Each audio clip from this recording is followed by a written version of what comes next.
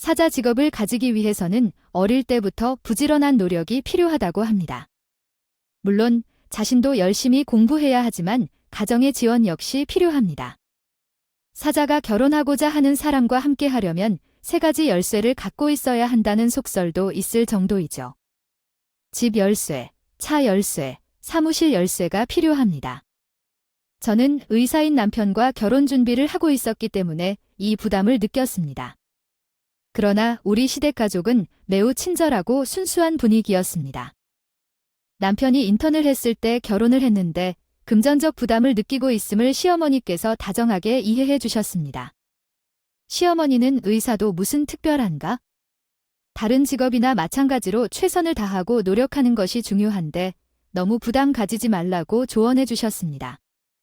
아버지가 연예인 원빈의 아버지였다면 더 잘생긴 사람이 연기자가 되겠지만 평범한 아들이 연기자가 되기는 어려울 것이라고 하셨습니다.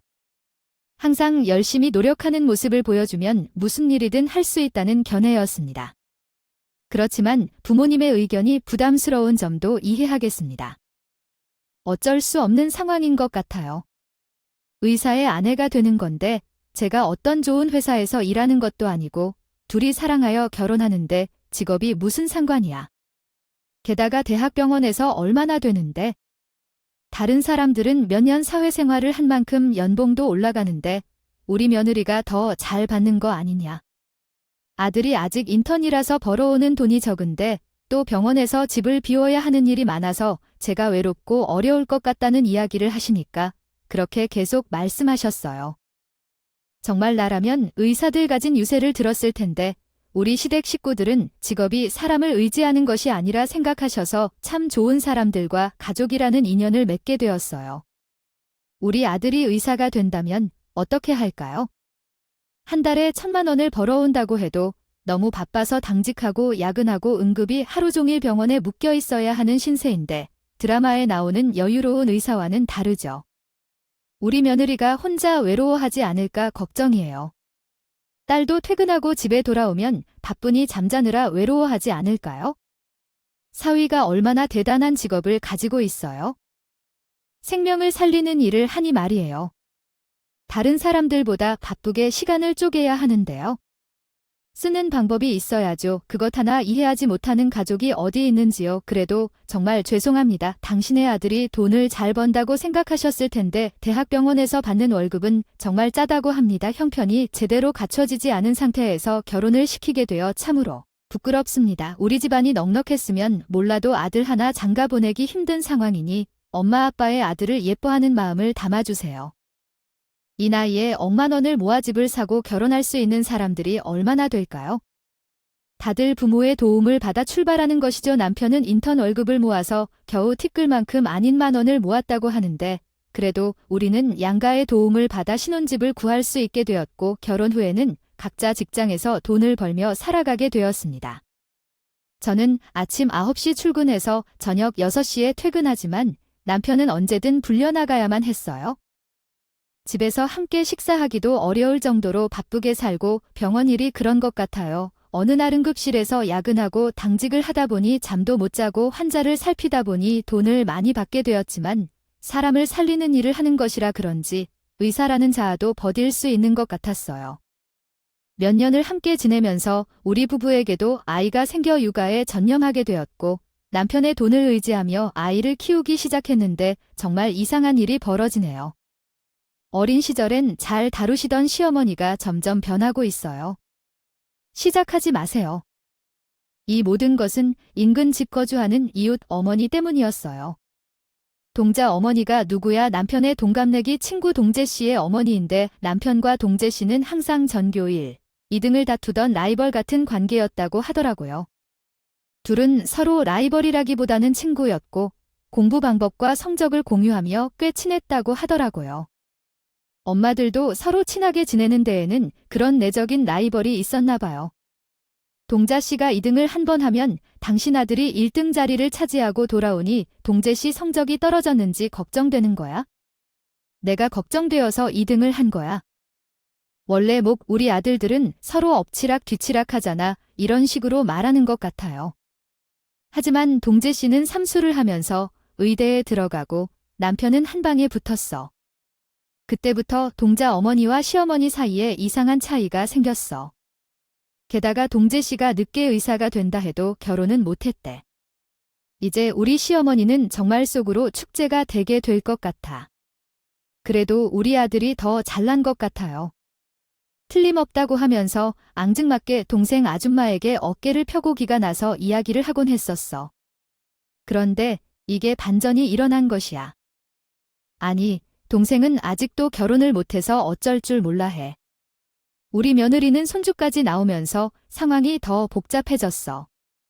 이러다가 동생 엄마가 손주 얼굴도 못 보고 가는 건 아닌가 싶어. 아니, 어디 한번 내가 천멈지라도 주선해줘. 우리 며느리 친구들 중 괜찮은 사람 한 명 소개해 주라고. 아이, 무슨 소리야. 동생이 여자를 보는 눈이 높아서 아직 결혼을 못한 거야. 의사 같은 사람이라도 만나서 결혼하면 돼. 우리 동생 이번에 결혼해서 내 마음도 편히 할 줄 알았는데 아마 마음을 고슴도 투해야 할 것 같아. 아니, 동생이 결혼한다는 소식이야. 거기다가 맨 며느리라고 해야 할까? 자, 결혼을 하면 시험 같은 게 똑바로 듣고 내주자라고. 아이, 잘 나오고 제대로 키우면 장땡이야. 얼마나 부지런한지 몰라. 아, 그리고 말하는데 갑부집 딸이라 결혼 날짜도 잡았는데 벌써부터 강남의 피부과와 다이어트 병원 비용을 내준다며 계약서까지 끼워주네. 우리 동생은 이제 돈의 소재 좌지우지일 수밖에 없어. 동생 눈 하나는 정말 높았는데 그것을 모르고 나는 결혼해야 한다며 잔소리를 했던 것이 부끄럽네. 그 집은 돈이 하늘에 뚝 떨어져서 걸어 다니는데 뭐 의사방의 딸이 되었다고 우리가 선물을 줬다면서 고맙다고 하니까 엄청난 선물을 줬었어. 주인님께서 이야기하는 내용은 다음과 같습니다. 택배를 보내주었는데 고맙긴 한데 몸만 좋으면 될 줄은 몰라서 며느리를 모시러 오는 시어머니가 얼마나 신랄한지 정말 대단한 선물들을 직접 가져와서 아이의 밥까지 챙겨주시면서 정말로 복 받았어요. 그때부터 우리 시어머니는 제게 꽤 서슴지 않으셨어요. 동생처럼 대하지도 않고 비교하며 내게 잘못을 지적하던 그때 처음에는 배가 아프다 생각했는데 그런 건 아니었어요. 그러다 보니 어떻게 반응해야 할지도 모르겠었어요. 처음부터 순종적이었던 시어머니였기 때문에 웃으면서 회심을 다쳤습니다. 시집살이가 시작되자 저희는 서로 눈살 찌푸리며 살았어요. 결혼 후 4년, 아이가 초등학교생이 되었고 저는 44살이었죠. 아이를 둔 후 뭐랄까, 몸이 근질근질했어요. 아이를 돌볼 때는 정신없이 살았지만 어린이를 키우면서 여유 시간이 많아졌어요. 다른 사람들처럼 소셜 라이프를 즐기고 돈을 벌어 나를 위해 쓰고 싶었죠. 아이를 낳고 자신을 살아가는 여성들은 대부분 이해해주지 않을까요? 하지만 대부분의 만난 사람들은 제 친구도 아니고 아이 친구 부모님들이었어요.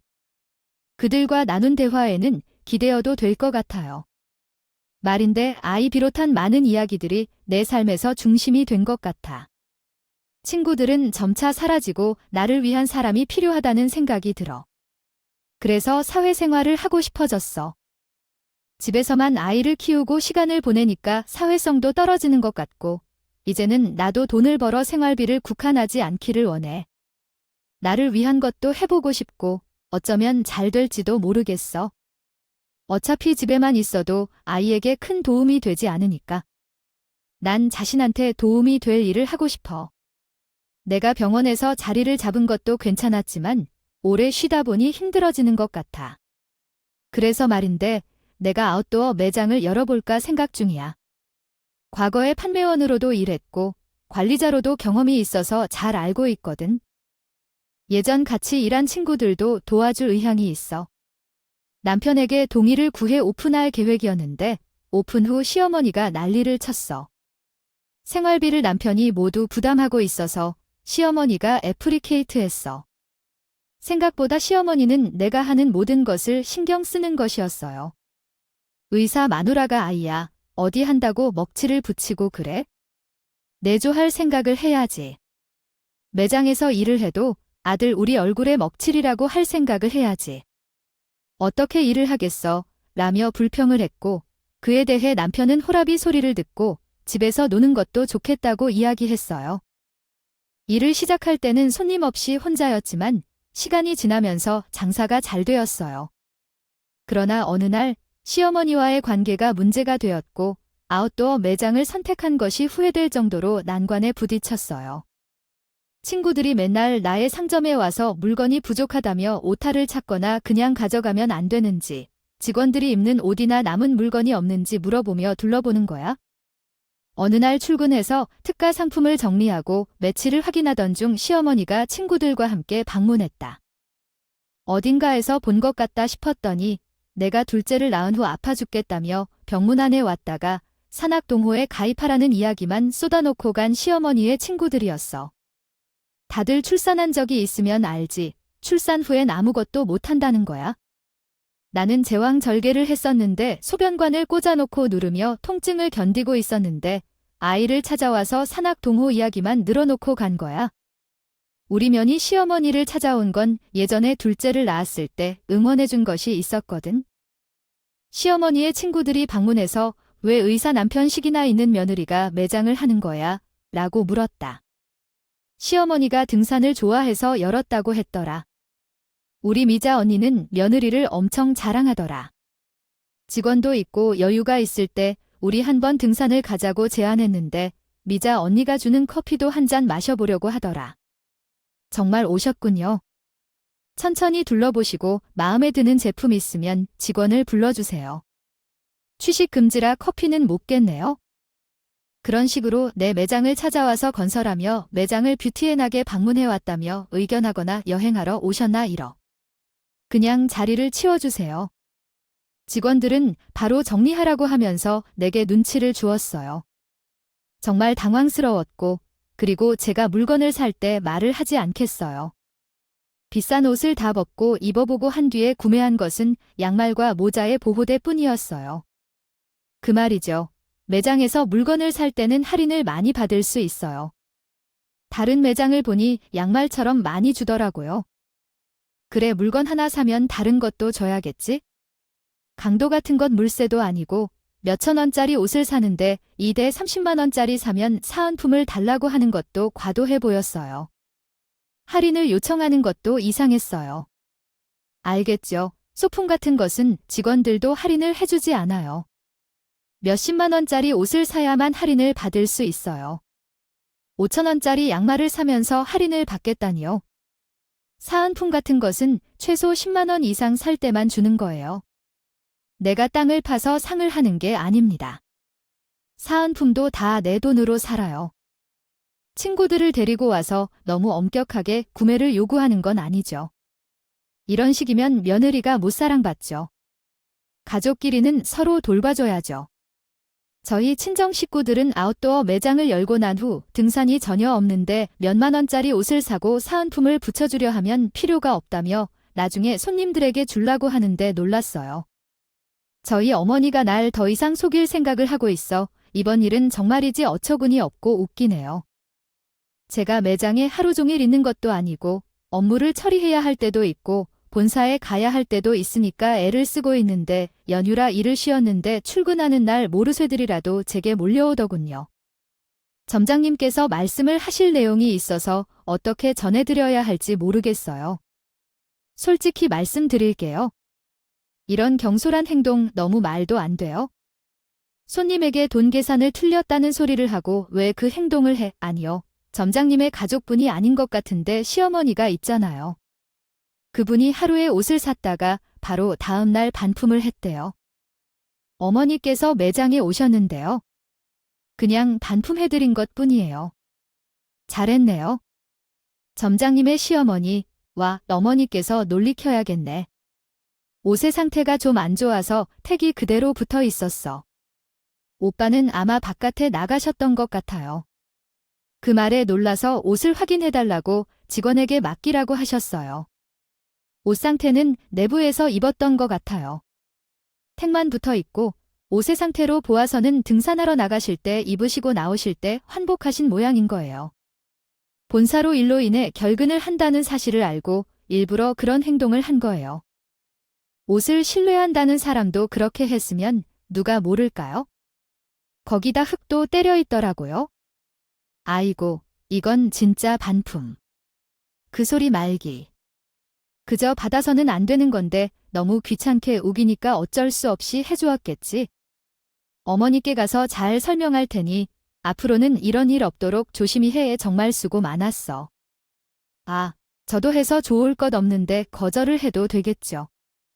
단순 직원이 사과를 해도 왜 나한테 말이겠어? 그날 그 여자 옷을 들고 퇴근하려고 했는데 시어머니가 환불하고 간 옷을 버리라 하더니 무슨 짓이야? 이게 뭐가 되냐고? 나한테 방법이 없어. 진짜 웃기네. 옷 갈라 했더니 왜 못 입어?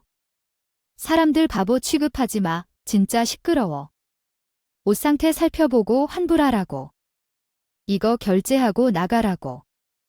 역시 눈치 타는 걸 좋아하고 억지로 이러는 게 아니야. 피문 에이히엔 업태. 나는 소비자 보호법을 이유로 인해 환불해야 한다고 생각한다.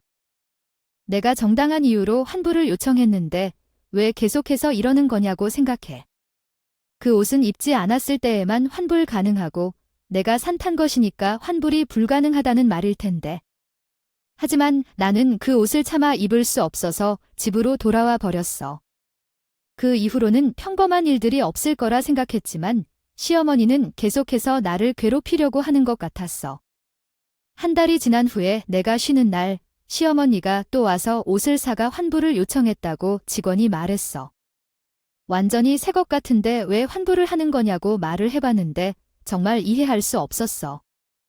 시어머니는 계속해서 옷을 사고 환불하는 악행을 저질러 왔고 이번에도 새 것 같은 옷을 구매해 30만 원을 지불하고 환불했다고 하는데 정말 혼란스러웠어. 마지막으로는 제가 이미 사용한 옷의 태그를 제거했는데 그것까지 환불하라고 요구해왔는데 정말 어이가 없었다. 왜 인간들은 이렇게까지 하려고 하는지 이해할 수 없어. 지금까지 한 번에 거의 해보지 않았던 일이 있나요? 그래서 이런 방식으로 선물을 멜문구를 이용해서 가져간 거죠. 얼마나 황당한 일인가요? 그래서 나는 가만히 있을 수 없어서 성가시다는 사실을 이해하기로만 했어. 그래서 내가 가족을 찾아갔어요. 우리 시어머니 얼굴을 보자마자 변명부터 했어. 이번에도 무슨 일이야? 하고 말한 거야.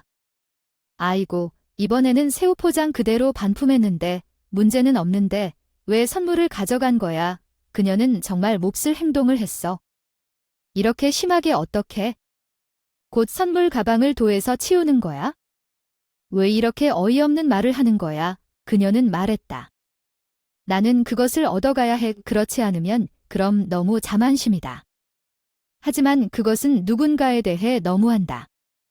너는 그것을 이해하지 못해. 행여 내가 돈을 주고 산 선물이니까 공짜로 주는 게 아니라고 그리고 사온 물품을 사는 손님들을 감사하고 있다고 말하고 싶어 하는데 그녀가 그렇게 가져가면 다른 손님들은 받을 수 없어. 땅을 팔아서도 장사하는 건 아닌데. 다시는 저희 가게에 오지 마세요. 총이 업이 되지 않으니까 금방 잊잖아. 그니까 저는 아무래도 어머니께서 살기를 원하는 것 같아요. 아이, 그렇게 하지 마세요. 이게 진짜 힘들어. 내가 당신에 대해 무서울 정도는 없어. 그러니까 왜 바깥에서 사회생활을 망치게 해서 결국 집에만 있다고 해야만 해. 아들이 전화 중이라니까 걱정하지 마세요. 동재의 아내처럼 돈을 많이 가지고 있는지 얼마 정도의 돈을 보셨다고요? 차라리 그냥 동재 동생이라도 되던가. 정말 심심해서 죽겠어요. 제가 결심을 하고 상점을 열고 사회생활도 제대로 해보려는데 응원도 못 해주고 방에서만 몰아붙이는 건 왜 그러냐고요. 처음에는 의사의 아들이라 대수냐, 그냥 아무나 노력하면 할 수 있는 거지 하더니 이젠 남의 아내와 비교하면서 내가 부족하다고 웃기잖아요. 집에 있으면 의사 남편이 도서돈 펑펑 쓰고 호의호식하고 나가서 돈을 벌면서 이제는 내조도 안 보느냐고 뭐라고 하고 어느 장단에 춤을 추라는 얘기야. 아이고 제발 시끄럽다. 진짜 아이고 좀 그만하면 좋겠는데 아니 당신은 며느리 기능을 어디로 쓸 거야? 요즘 세상은 그런 거야? 이제 우리도 며느리의 눈치를 보면서 사는 시대야. 예전처럼 시부모의 말을 듣겠다는 시대가 아니라고. 그리고 며느리 어두운 것 좀 미리 챙겨주고 싶어요. 이웃집 아주머니가 그런 짓을 왜 하냐고요. 당신도 고개 숙일 줄 알아야지. 너무 거슬리는 건 안 좋아요. 갑자기 나타난 시아버지 덕분에 목소리도 못 낼 정도였어요. 사실 분위기가 많이 과열되었기 때문에 알겠습니다 하고 나왔어요. 근데 예상치 못한 문제가 생기기 시작했어요. 아이를 태권도 학원에 맡기고 일을 하고 있었던 터라요. 미술학원, 피아노 학원, 태권도 학원 이렇게 세 부분을 함께하기 위해 종합적인 계획을 세웠어요. 저는 아이들을 보내는 학원에 다니고 있었는데 학원에서 버스 서비스를 운영하고 있었어요. 그래서 이제 아이가 차를 타고 다른 학원으로 옮겨 다니고 집으로 돌아왔어요. 학교 청소를 하다가 조금 늦게 나온 탓에 태권도 학원에 차를 놓친 거예요. 아이가 너무 당황스러워하고 있었는데 제가 바빠서 전화를 받지 못했어요. 결국 아이는 울고 불고하며 학교에서 나가지 못했고 선생님께 발견되어 비상 연락처에 있는 남편에게 연락이 가게 되었어요. 남편은 병원에 있어서 학교로 바로 갈 수 없었고 그래서 시어머니에게 연락을 하게 됐어요. 시어머니는 다행히도 잘 받아주셨어요. 아이언은 외출해서 돈을 벌어온다고 할 때 소중하다고 말하고 우리 첫째 손자를 버리면 안 된다며 너는 엄마 자격이 없어고 말했어요. 집에서 일을 그만둬야 한다고 하니까 짜증이 나기 시작했고 돈 버는 재미를 느끼며 매장을 운영하고 있었는데 아이를 두고 일을 그만두라고 하니 슬슬 짜증이 나기 시작했다고요. 제가 최근 판매량이 억대를 기록하고 있습니다. 어머님은 이웃 가족의 부유함을 부러워하셨는데 저도 나중을 위해서 돈을 벌어야 한다고 생각하고 있습니다. 무직 상태로 있으면 대출도 받을 수 없고 남편이 개원하려면 많은 돈이 필요할 것이라고 생각합니다. 저 혼자 다 감당해야 한다는 게 더 불안하네요. 월 매출이 억대로 나오고 마진이 20%면 월 2천만 원씩 번다고 하네요. 매장 운영비와 직원 월급을 떼어도 얼마 남지 않을까요? 정말 열심히 일해야겠다고 마음먹었습니다. 지금은 남편이 편안하게 진료를 보고 싶은데 어머님께서는 왜 그러시는지 이해가 안 되네요. 어머님은 돈벌이를 하려는 것 같아서 잔소리가 줄어들었어요. 얼마나 속을 깊이 보는 처인지 정말 속상하네요. 어쨌든 아이들을 같은 일상에서 벗어나게 하고 싶어 고민하던 중 등하원 도우미를 고용했어요. 그 결과 매장이 대성공을 거두게 되었죠. 이젠 돈을 모으는 수준으로 매출이 쑥쑥 오르고 있어요. 돈이 쌓이면서 복지도 좋게 주고 직원들도 잘 대우하고 있습니다. 하지만 바쁘면서 아이를 챙길 시간이 줄어든 대신 남편과 대화를 나눌 시간도 없어졌어요. 맞벌이 부부들 대부분이 그래도 같을 것 같아요. 더 자고 싶지만 남편이나 저는 직장 특성상 남편이 쉬는 날에 출근해야 했고 남편은 야근 후 들어오면서 저의 피곤한 상황을 보았습니다. 우리는 어쩌다 하루가 다른 일상이 반복되며 서로 얼굴도 마주치지 않게 되었습니다.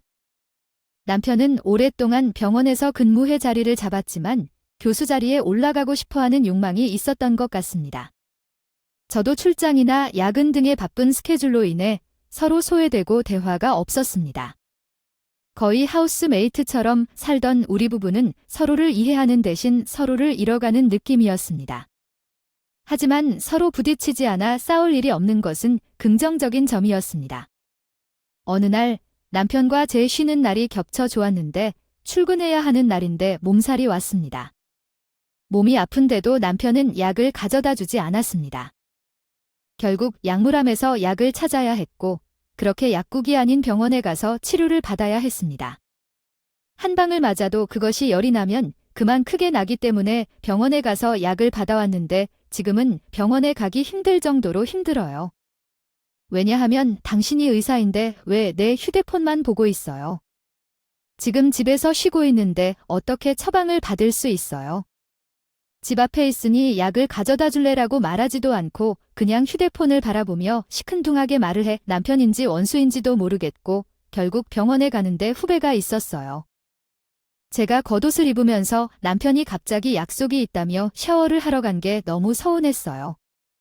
아파서 힘들어하고 있는데 빈말이라도 병원 가자고 말해주지 않고 서원에서 계속 씻으러 간 것이었고 듣는데 갑자기 남편의 휴대폰이 거실에서 울리네.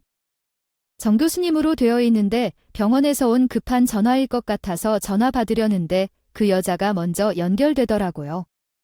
자기야, 어디로 나오라고 집 앞으로 올까라고 말하거나 우리가 자주 가는 호텔에서 보자는데 그래서 너무 당황해서 당신 누구세요? 하니까 전화를 끊지 않겠다고 해요. 그러자 본능적으로 그 여자의 번호를 내 휴대폰에 저장을 하고 남편이 씻는 사이 휴대폰을 살펴봤는데 사진부터 문자, 통화 목록까지 다 그 여자랑의 상호작용이었는데 갑자기 감기에 걸린 것도 까먹을 만큼 정신이 없었어요. 휴대전화에서 빠지는 충격을 받았어요. 씻고 나와서 남편이 제 휴대전화를 보고 있어서 난리가 났어요. 왜 다른 사람의 휴대전화를 허락도 없이 엿보고 있지? 너 이런 짓을 왜 하고 있냐? 서로의 프라이버시를 존중해야 하는 거 아니야? 당장 내놔. 내가 뭘 하는지 궁금해. 내가 말하는 프라이버시가 바람이라고? 너 지금 내 앞에서 바람을 키우고 있잖아. 다른 사람의 휴대전화를 몰래 들여다보다니. 왜 큰 소리를 하는 거야? 그렇다면 내 휴대전화를 왜 보고 있어? 정상적으로 행동하지 못하는 내가 자는 동안 몰래 들어오다 닿았어. 그러는 너가 정상적이니 우리 아이들을 버리고 다른 여자랑 바람 피우고 있다고? 그래. 솔직히 너와 나 사이에 어떤 정 또 사랑이 남아있는지, 이제 얼마나 있는지. 아이들 때문에 어차피 살아야 하는 거잖아. 언제 그들이 들킬지 마음을 제어했는데 이제 마음이 편해졌네. 너랑 같이 살아가는 건 너무 힘들어. 어느 부분이 문제인지. 같이 자도 아닌데 서로 대화도 많이 하지 않고. 나는 나 혼자만을 바라보고 옆에서 지지해 줄 수 있는 여자가 필요해. 그럼 둘째는 왜일까? 애인이 자식을 안 내놓는다더라. 자손을 이어야겠지? 사랑은 다른 여자랑 하고 싶었나 봐에 내가 결혼할 때 말했을 때 반대하지 않았던데 지금서야 왜 그러지? 그냥 취미로 이렇게 크게 할 줄은 몰랐어. 왜 이렇게 커질 줄 몰랐을까? 왜 바람을 피우게 했어? 나도 외로웠어. 항상 바빠서 피곤해서 내가 무엇을 할 수가 없었어. 그래서 결국은 이렇게 된 거야? 그냥 이혼하자. 난 그 여자랑 행복하게 살아보려 해. 바람 피워놓고 그러려니와 그냥 편안하게 보내줄 수 있겠어? 그 여자를 나도 만나봐야겠어? 내가 그 여자를 왜 만나는지 이해는 못하겠지만 그 여자도 결코 손쉬운 여자가 아니야. 너처럼 뻔뻔한 인간과 만나면 문제가 생길 거야. 내가 그렇게 하고 싶다면 연락해봐. 번호는 이미 저장해뒀어. 어쩔 수 없어. 만나자고 연락해. 어차피 지금 그 여자를 만날 거잖아. 난 따라갈게. 그 얼굴 한번 제대로 보고 싶어. 남편은 반대하지만 난 이미 결심했어. 결국 데이트하는 자리에까지 따라가서 봤어. 그 여자도 참 뻔뻔하다고 해서 둘이 잘 만나봐. 바람 피워놓고 있었겠지? 의료 비용이 많이 들었어. 이혼했지만 아무것도 남지 않았어. 힘들었지만 그 남자를 만나서 행복해. 평생 함께하고 싶어. 그쪽은 아웃도어 매장을 하며 잘 벌어가면서 아이들을 키우는 게 얼마나 어려운지 모르겠지. 애정 없이 결혼 생활을 유지할 이유가 없어. 그냥 이혼하고 내게 넘겨. 내 속은 무척 얇아. 그 말을 쉽게 믿고 확신하게 됐어? 근처 소송을 하러 가면서 변호사를 만나 소송 준비를 시작했어. 곱게 이혼해준다고 좋은 일만 하는 건 아니겠지? 친권과 양육권은 내 것으로 만들 거야. 휴가와 함께 한번 생각하고 준비를 시작했습니다. 이혼 소송이 시작되었다는 소식을 전해 들은 남편은 아예 짐 싸서 그 연내로 집으로 떠났다고 했어요. 기가 막혀서 우리 아이들에 대한 책임감조차 없는 것이었죠. 그렇게 준비를 하고 있던 중에 시어머니가 불쑥 아웃도어 매장으로 찾아왔다는데 정말 놀라웠어요. 제가 시어머니와 이혼 소송에 대한 이야기를 한 적이 없었고 남편도 그런 얘기를 하지 않았었기 때문에 도대체 왜 이렇게 매장에 나타난 건지 이해가 되지 않았어요. 시어머니는 욕심이 가득한 얼굴을 하고 나에게 말했어요. 어디든 남는 상품은 없냐? 2월 상품은 싸게 판다던데. 너는 월 매출이 몇 억이면서 좀 이렇게 잔순이처럼 굴어야. 정말 이해할 수 없을 정도로 뻔뻔한 태도였어요. 하지만 제가 시어머니께 물건을 팔지 않는다고 말했는데 들릴 물건도 없고 팔 물건 또한 없었기 때문에 이만가 보라고 했죠. 하지만 시어머니는 급을 내며 계속해서 이야기를 이어갔어요. 매장을 운영하면서 내가 돈을 벌었다지. 매출이 수억이 되면서 병원 자리도 알아보았다고 하더군요. 이상하게 피골이 생접을 신경 쓰느라 병원 일이 힘든지 나에게 뜬금없이 전화를 하며 말이 커져서요. 이제 슬슬 개원하기로 했다며 계약금을 넣어야 할 시기인 것 같다고 했죠. 남편이 자식이 병원 일 때문에 전화를 한 것이 아니라고 생각했던 저는 시어머니가 이혼 이야기를 꺼낸다는 것에 조심스러워했던 것 같아요. 이제 이혼 이야기는 꿈에도 떠나지 않는 것 같아요. 시어머니가 저에게 의사 자리를 찾아주라고 말씀하셨어요. 그 순간 저도 놀랬죠. 그녀들이 어디까지 뻔뻔해질 수 있는지 궁금했고 소송을 준비하면서 상간녀의 정보까지 알아냈기 때문에 집 주소를 알고 있었던 것이었죠. 의사 자리는 좋지만 계속해서 교수 자리만 탐내고 있다면 좋지 않다는 생각을 했어요. 시어머니, 제가 알아본 자리가 있는데 한번 가보시겠어요? 그 자리는 상당히 좋은 것 같아요. 시어머니는 주소를 알려달라고 해서 가서 구경하고 싶다고 하셨어요. 나는 상간녀의 주소를 알려주었고 시어머니가 집을 보러 갔는데 극한 표현을 해서 제가 웃었죠. 그 후 전화를 받아들었는데 시어머니는 놀란 듯이 말했어요. 아이고, 왜 그런 집의 주소를 알려줬어요? 언제부터 알았어? 어떻게 이런 일이 일어날 수 있어? 너는 나를 농락하는 거 아니니? 어떻게 상상을 넘어서는 짓을 했어? 아이고, 세상에 이런 일이 왜 일어나는 거야? 함구름 아들이 이런 짓을 할 수가 있어? 아이고, 아드님이 바람 피운 집이었어요. 시어머니가 이를 알고 쭈구름 팔고 다니는 일이 어떻게 되겠어요? 집을 보러 갔는데 허름한 빌라촌이 나왔다면서 속을 당기며 더듬었어요. 부끄러웠죠. 이 모든 일이 왜 일어나는지 몰라요? 아파트도 아닌 곳에서 바람을 피울 줄이야? 아이고, 아이고. 왜 이런 짓을 하는 거지? 마누라도 있는 사람이 이런 짓을. 어떻게 높은 곳을 보며 다닐 수 있을까요? 시어머니는 집을 보러 갔을 때 허름한 빌라촌이 나와서 놀랐죠. 기습으로 가집을 피해 면했습니다. 그 황당한 상황에서 언니론 스커트를 입은 착한 여자랑 발장을 빼리기 얼굴이 붉히며 맞장구를 치다가 그 빌라 입구에 모여든 이웃들이 부정적인 시선들을 던지는 것을 느껴야 했습니다. 처음에는 그저 이해할 수 없을 만큼의 충격적인 상황에 어리둥절하고 당황스러운 마음을 도저히 진정시킬 수 없을 정도였죠. 하지만 그 이후로 남편이 빌라 입구에서 나오는 상간녀를 끌고 시어머니에게 이야기하자고 제안했을 때 시어머니는 엄연히 거부하는 태도를 보였습니다.